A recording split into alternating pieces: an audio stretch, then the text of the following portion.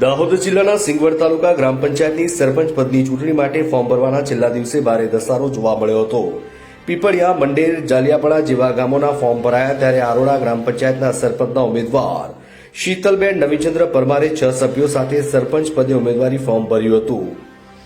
દાહોદ જિલ્લામાં સામાન્ય પેટા ચૂંટણી લોકસભાની જેમ સરપંચ પદના ઉમેદવારી ફોર્મ ભરી મેદાને ઉતર્યા છે। 2-2.5 વર્ષથી ચાલતી વહીવટદારની ગ્રામ પંચાયત માટે સરપંચની ચૂંટણીની તારીખો જાહેર થતા સરપંચના ફોર્મ ભરવા માટે ખાલી પડેલી ગ્રામ આરોડા પંચાયત સરપંચ પદના ઉમેદવાર તરીકે શીતલબેન નવીનચંદ્ર પરમારે મોટી સંખ્યામાં કાર્યકરો અને ગ્રામજનો સાથે સરપંચ પદે ફોર્મ ભરવામાં આવ્યું હતું।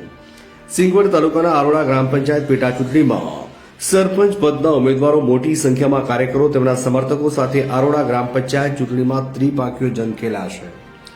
ચૂંટણીમાં મને ભારે બહુમતીથી વિજય બનાવશો તેમ મોટી સંખ્યામાં કાર્યકરોને તેમના સમર્થકોને જણાવ્યું હતું। આરોડા ગ્રામ પંચાયતના સરપંચની ચૂંટણીમાં વિજેતા બનીશ તો વિકાસના કામો કરીશ, ગમે તેવી હોનારત પરિસ્થિતિમાં ગામને પડતી મુશ્કેલીમાં હું સાથે રહીશ અને તેમને પડતી મુશ્કેલીઓને દૂર કરવા માટે પ્રયત્નો કરીશ તેમ મોટી સંખ્યામાં હાજર રહેલા કાર્યકરોને જણાવ્યું હતું। અને સરપંચની ચૂંટણીમાં મને બહુમતીથી વિજય બનાવશો તેવો વિશ્વાસ વ્યક્ત કર્યો હતો।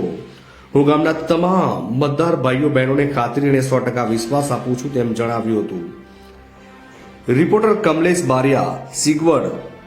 આજરોડ સિંગવડ તાલુકાના ગ્રામ પંચાયતના અમે આરોડા પંચાયતના અમારી પુત્ર વધુના શીતલબેન નવીનચંદ્ર રમેશભાઈના સરપંચ પદ ઉમેદવાર બનીને અમે આવે છે ત્યારે ગામ લોકોએ તથા ભાઈઓ અને બહેનોને સૌએ અમને સાથ સહકાર આપ્યો અને આપશે અને અમે 5 વર્ષ સુધી નિષ્ઠાથી અમને એમનો સેવામાં તત્પર રહીશું। બધી રાતે પણ કોલ કરીશું, તમને હાજર રહીશું અને કોઈ બી રોડ, રસ્તા, પાણી, વીજળી, લાઇટની અમે સુવિધા પૂરી પાડીશું, એ જ અમારી નમ્ર વિનંતી છે।